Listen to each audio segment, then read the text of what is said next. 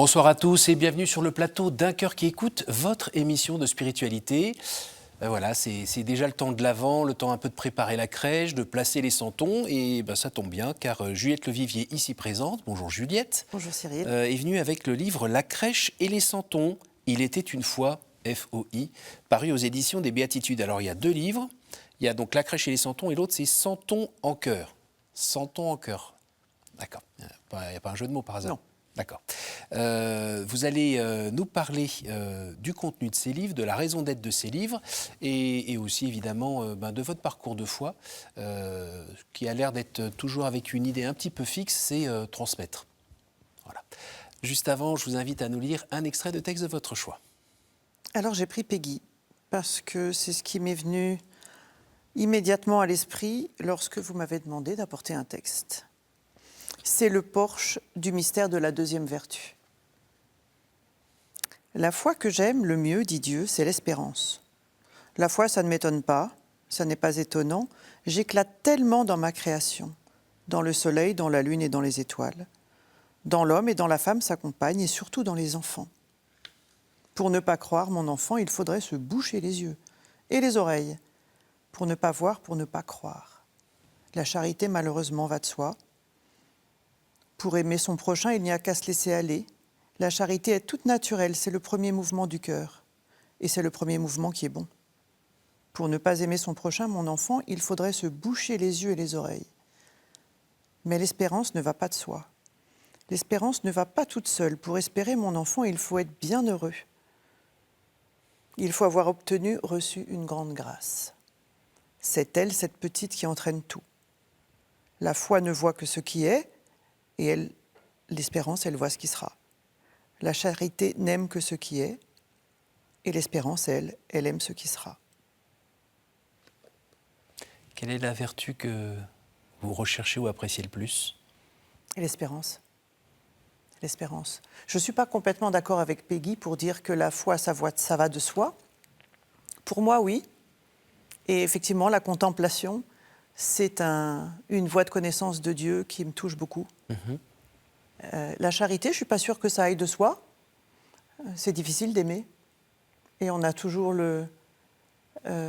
l'égoïsme, le nombril, voilà, qui se met un petit peu entre l'autre et nous.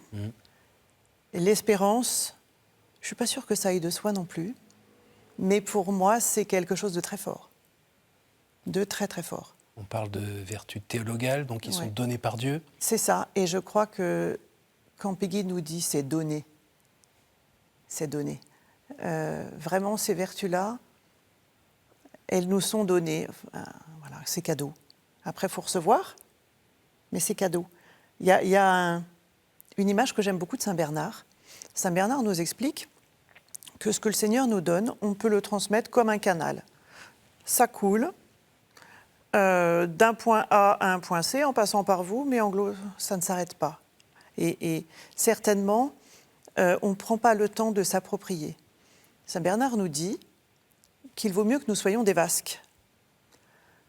C'est-à-dire que le don de Dieu va nous remplir, on va l'assimiler, on va le faire nôtre, et ça va nous nourrir. Et la vasque, elle nourrit par débordement. Et donc, on va pouvoir se donner, on va pouvoir déborder d'espérance, on va pouvoir déborder de foi, on va pouvoir déborder de joie, de charité, parce qu'on aura gardé, assimilé ce don. Parce que le pour soi, ça va être pour l'autre, en fait. Voilà. Quand on regarde votre parcours, on voit qu'il y a pas mal d'engagement au service de l'Église, au service des couples, pour les aider à voir comment mettre le Seigneur dans leur vie, tout simplement. Aussi dans l'écriture, par votre métier de journaliste, ou dans l'écriture de livres, ou dans des conférences. Qu'est-ce que vous cherchez à transmettre, en fait ? La joie d'aimer Jésus, à transmettre l'espérance. Voilà, tous ces gens qui vous disent « Ah là là, quand on voit tout ce qu'on voit, c'est sûr. Hein. » Mais Dieu est là. Et en fait, il y a toujours de ne pas se laisser le mal obscurcir notre joie et nous voiler Dieu. Et donc, ce que je cherche à transmettre, c'est ça. C'est que le Seigneur est là. Il y a un verset de la Bible qu'avec mon mari, nous faisons de la préparation au mariage dans notre village. Et alors, les fiancés, on leur dit, si vous n'apprenez pas ce verset par cœur, le curé ne vous marie pas. Et un peu de pression. Et ce verset, c'est Isaïe, tu as du prix à mes yeux et je t'aime. Qu'ils sachent que Dieu les aime. C'est la base. Voilà. Donc, je pense que ce verset est dans tous mes bouquins. Quand est-ce que vous l'avez compris, ça? Je ne sais pas. Vous êtes né comme ça? J'ai dû être né comme ça. Vous êtes tombé dedans voilà. comme Obélix? Ça, sûrement. Sûrement, je suis un peu tombée dedans parce que j'ai eu une famille très aimante. Mhm. J'ai été très gâtée. Une famille chrétienne qui vivait sa foi. Des parents que j'ai toujours vus rendre service. Maman, elle a toujours rendu service autour d'elle, beaucoup. Il y a eu beaucoup de générosité. Même quand elle n'en pouvait plus? Oui, toujours. Et elle continue. Voilà. Et donc ça, c'est c'est des très beaux exemples. Et il y a un moment de rencontre avec le Christ assez fort pour... Non. Non. Pas d'apparition, pas de rencontre. Quelque chose un chemin qui se fait petit à petit. Donc il y a eu la famille qui m'a beaucoup portée. Je pense que mes grands-parents dans le ciel, qui priaient, on est héritiers de tout ça, de familles croyantes depuis, avec la foi solide. Et puis des parents, tout ce qu'on a reçu. Et puis j'ai beaucoup reçu au lycée. J'étais dans un lycée de la communauté Saint-François-Xavier, où j'ai beaucoup reçu, très important pour ma vie spirituelle et ma vie intellectuelle. C'était des très bonnes éducatrices, des femmes libres qui nous ont très ouvertes. Mmh. Donc tout ce que j'ai fait après, c'est ces deux socles-là. Et puis le Seigneur, ça s'est fait petit à petit. Je ne suis pas une mystique, il n'y a rien de fabuleux dans tout ça. Ça se fait. Alors parfois, des gens qui ne connaissent pas trop la vie de chrétien ou la foi chrétienne se disent que si un jour vraiment ils se convertissaient complètement, ils devenaient vraiment chrétiens et ils vivaient toutes les vertus, ça serait parfait, ils ne pécheraient plus, et tout irait bien, la vie serait comme une ligne droite. C'est le cas ou pas? Ils ont raison de penser ça, parce que ça, c'est le ciel. On est fait pour ça. Donc c'est normal qu'on ait envie de ça. Moi, j'aspire à ça particulièrement. Mais mystérieusement, la victoire du Seigneur qui nous est acquise n'est pas encore visible. Et il y a encore un peu de combat. Donc dans notre vie, il y a du combat. Il y a des épreuves, il y a des deuils. Il y a du combat contre son propre péché. Je pense que c'est quand même le combat le plus difficile à gagner. C'est contre soi. Se convertir. Voilà. Il y a encore un peu de travail. De temps en temps, on se sent un petit peu arrivé quand même, où on a bien avancé, et puis quand on se compare... Alors, parfois, si on se sent arrivé, on est vite ramené au réel. Parce que le péché suivant, qui arrive très vite. Non, je crois vraiment que pour moi, le fait d'être en chemin, vous voyez, avance toujours, marche toujours, le chemin va se faire en marchant. Je ne suis vraiment pas persuadée que... on va arriver au ciel, ça ne sera pas fait, on va dire, déjà, Et puis, c'est la miséricorde. Est-ce que de temps en temps, vous avez à vous battre pour conserver quand même cette espérance sur vous-même ou sur les autres? Alors, l'espérance sur moi-même, j'ai renoncé. Voilà, le Seigneur m'a fait comme je suis. Il me dit qu'il m'aime. Il aimerait sûrement mieux que j'arrive au ciel un peu mieux converti. Mais je ne suis pas persuadée que se regarder soi, ça soit très intéressant. Et pour le monde, j'ai beaucoup d'espérance. Beaucoup. Parce qu'on voit autour de soi beaucoup de merveilles. Et on peut aussi... on a un choix du regard. Est-ce qu'on voit ce qui est beau? Est-ce qu'on voit ce qui est bien? Est-ce qu'on voit ce qui va bien? Il n'y a pas très longtemps, j'étais devant un champ. C'est l'avantage d'être à la campagne. Il y avait un champ de colza. Puis, vous savez, le colza, c'est fluo. Hein. Oui. Et puis, ça sent un petit peu fort. Un peu fluo, et puis un orage fabuleux qui se profilait derrière, donc un ciel noir et encore du soleil. C'était incroyable. Et on était 3, et on était 2, vraiment les yeux émerveillés. Et la 3e personne nous dit « Ah, quand même, la ligne haute tension, là, c'est moche. » Voilà. Et je pense que c'était drôle de voir comme on choisit de voir. Ça ne veut pas dire qu'on s'aveugle. Le réel s'impose. Enfin, on est toujours en face du réel. Hein. Jamais décoller, très concrète. Pas décoller les pieds par terre, mais aussi voir tout ce qui est beau. tout ce qui est grand dans une personne, on peut choisir de voir en quoi elle m'agace. Puis là, on n'a pas fini. Et puis choisir de voir qu'est-ce qui émerge, qu'est-ce qui est beau, qu'est-ce qui est grand. Et alors après, quand la maladie arrive, la mort, ses propres limites physiques par exemple, ou son caractère difficile à domestiquer, toutes ces choses-là, il y a des moments où Oui, on peut se lasser un peu, non? oui, Et se dire, bien sûr, oui. ou se rebeller parfois un peu contre Dieu en disant mais c'est quoi si on écoute un peu les informations quand même dans le monde, dans différents pays du monde, quand on voit parfois certaines images, on se dit mais il y a quelqu'un qui a créé des hommes qui font des trucs pareils. Tu fais quoi? Mais c'est pas juste la responsabilité des hommes, et c'est pas un peu de la sienne aussi? Comment vous réagissez dans tout cela? Moi, dans tout cela, je réagis par la confiance. C'est-à-dire que réellement, enfin, comme tout le monde, hein, il y a parfois le découragement, la fatigue. Il faut se méfier de la fatigue. Il y a trop de gens qui ne dorment pas assez. Il y a trop de gens qui ont des rythmes, qui s'imposent des rythmes de fou. Est-ce que chacun hiberne un peu de temps en temps, se met dans le silence, prend le temps de prier, voilà. On ne lutte pas contre le découragement en regardant la télé le soir à 20h. Ouais. On On écoute contre... en France Info toute la journée. C'est ça, on lutte contre le découragement qui arrive toujours, hein, dans la prière, dans la confiance, avec les autres. Est-ce qu'on sait? Enfin, les autres nous accompagnent, nous aiment, toujours recevoir cet amour. Ça nous prémunit du découragement. Mais ça fait partie de nos vies, et de se poser les vraies questions et de répondre à la souffrance. C'est sûrement pas moi qui vais vous donner la réponse. Le Seigneur, le dessein du salut est très mystérieux. Et je sais, voilà, le Seigneur revient. C'est le moment en fait. Alors vous êtes donc mariée avec Thibaut. Voilà, vous avez 5 enfants, Ouais. 4 garçons, une fille. Une fille. Assez rapprochés. Ils sont 5 ans, 6 ans. Et oui, alors, je ne vous dis pas qu'on n'était pas un peu fatigués à la naissance du dernier. Mais en fait, on les a attendus assez longtemps parce que nous nous sommes trouvés très vite après notre mariage confrontés à l'infertilité. Donc bien accompagnés par des médecins, etc. Puis bien, il y a quand même un beau jour où on nous a dit qu'on n'aurait pas d'enfants. Alors ça, c'est un petit peu difficile à vivre, plus particulièrement dans des familles catholiques, où l'air de rien, dans le mariage de 2 personnes, il y a quand même toujours cette génération portez du fruit, multipliez-vous.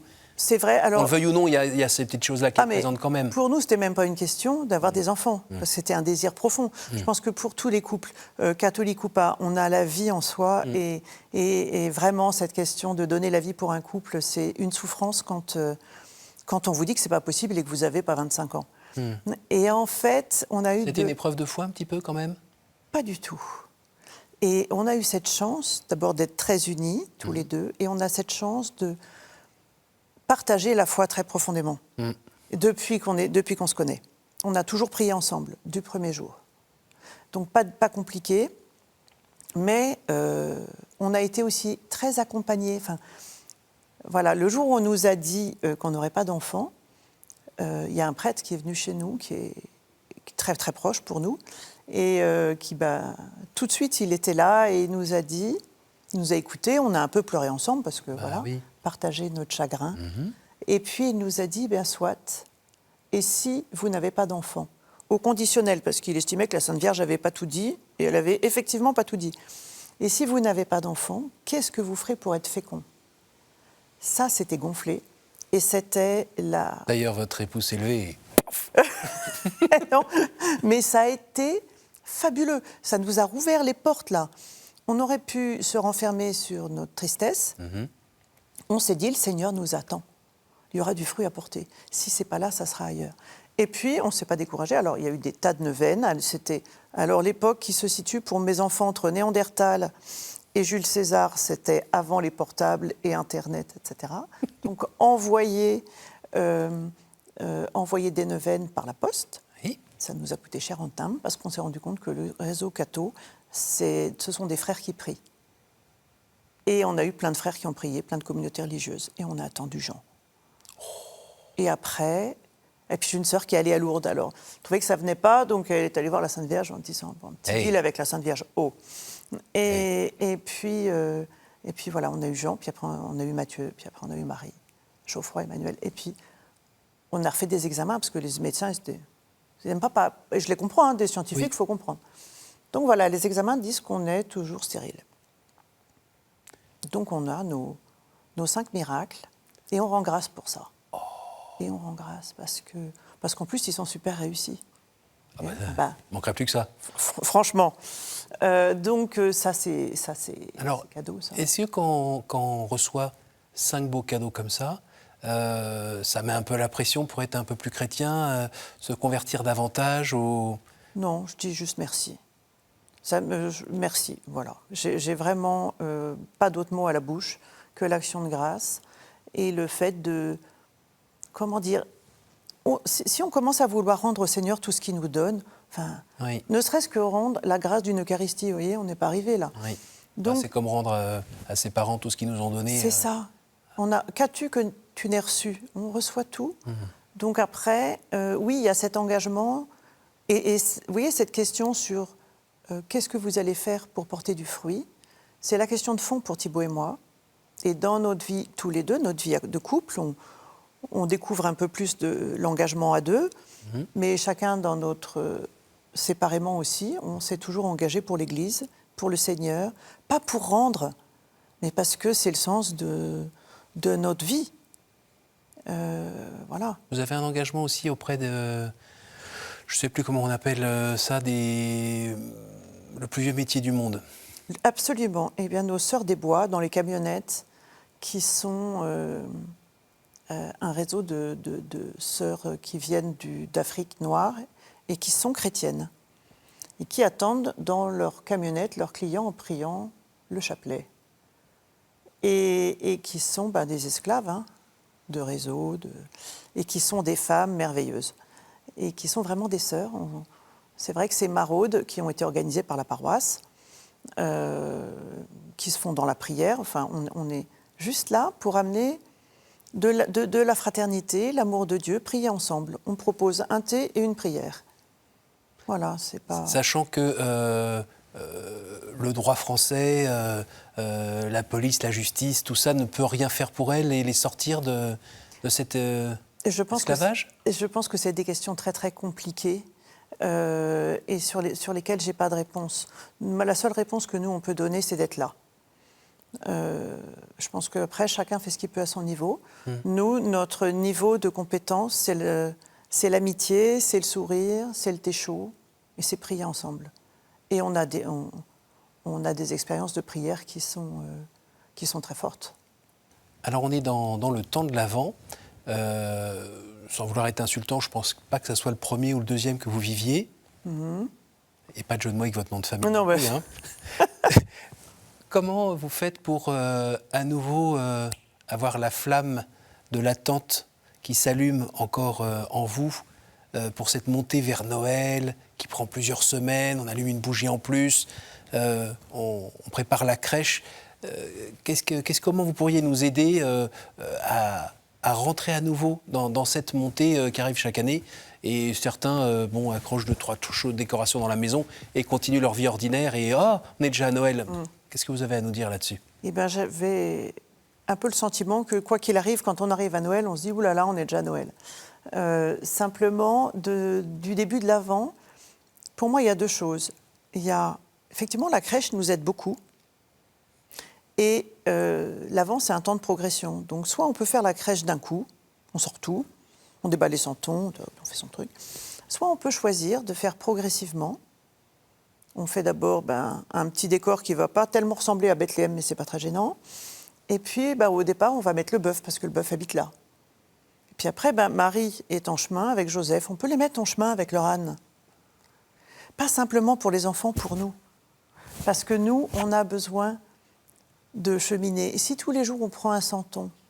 Et puis alors, les rois mages, évidemment, ils sont partis il y a longtemps, parce que pour arriver le 6 janvier, il faut à peu près 20 jours, vous voyez. Si on compte qu'il n'y a pas de panne de chameau et tout le truc. Bon. Donc, on les met en chemin dans la maison. Ils vont passer dans le salon, chez moi, ils passent sur un accoudoir de canapé, et puis paf, ils passent sous le canapé, parce qu'il y a... Et c'est pas... C'est quelque chose qui nous parle de notre chemin de foi. Et vous voyez, je trouve que Il ne s'agit pas d'avancer le mouton plus près de Jésus s'il a été gentil. Jésus ne vient pas pour les gens gentils, il vient pour les gens malades, les gens pauvres, il vient pour les gens comme nous. Donc, à la limite, c'est le mouton qui a eu une journée difficile qu'on va mettre le plus près de la mangeoire pour que le Seigneur l'apaise et l'éclaire. Mais voilà, si à chaque fois, avec chaque santon, on va se demander comment il nous conduit à Jésus, comment on va se laisser conduire. Donc il y a cette possibilité, et je pense que la deuxième chose, c'est la prière. Qu'est-ce qu'on va, pas forcément mettre en plus, mais en mieux? Comment on va arriver à mieux prier? Comment on va arriver... C'est très simple, le truc c'est qu'on se donne toujours des objectifs trop compliqués. Et donc voilà, mais petit, bien et jusqu'au bout. Donc ça, c'est ce qu'on trouve dans les deux livres. Voilà, c'est exactement l'idée. C'est être avec chacun des santons et d'avancer. Et progresser avec. Vous donnez des conférences aussi Oui, alors oui, pour le mois de décembre à Saint-Étienne, à Soissons, à Marseille, avec beaucoup de joie. Et puis des retraites. En fait, ce livre vient de récollection et de retraite pour les familles que j'ai animées, notamment à Nouhans-le-Fuselier. Et à la fin, les parents me disaient, parce que moi je m'occupe des parents pendant que les enfants sont pris en charge, ils me disaient, mais tout ça, on n'a jamais entendu, on n'a pas eu le temps de prendre des notes, et alors, est-ce que vous pouvez nous faire un bouquin là-dessus? Donc au bout de 3 fois, puis moi il faut me dire les choses plusieurs fois pour que... Voilà. Et donc finalement donc, ça a donné... Pas un bouquin mais 2 bouquins. Oui, parce que l'éditeur, c'était une bonne idée de l'éditeur qui trouvait que c'était bien comme ça. On arrive à la fin de l'émission, c'est le temps des 3 questions. Questions courtes, réponses courtes. Est-ce que vous pourriez me dire un chiffre entre 1 et 10, s'il vous plaît? 7. En dehors de la Sainte Famille, quel est le personnage biblique qui vous touche le plus en ce moment?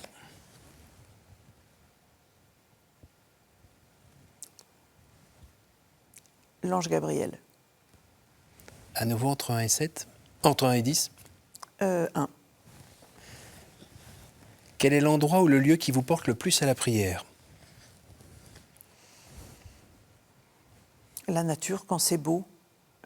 Ce qui est beau, si j'étais très snob, je vous dirais Patmos, parce que j'ai souvenir de prières au-dessus de la grotte de l'Apocalypse avec un paysage absolument incroyable.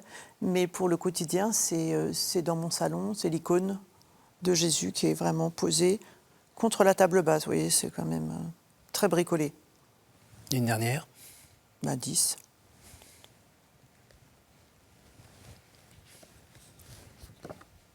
Y a-t-il une parole que vous regrettez de n'avoir pas dite à quelqu'un?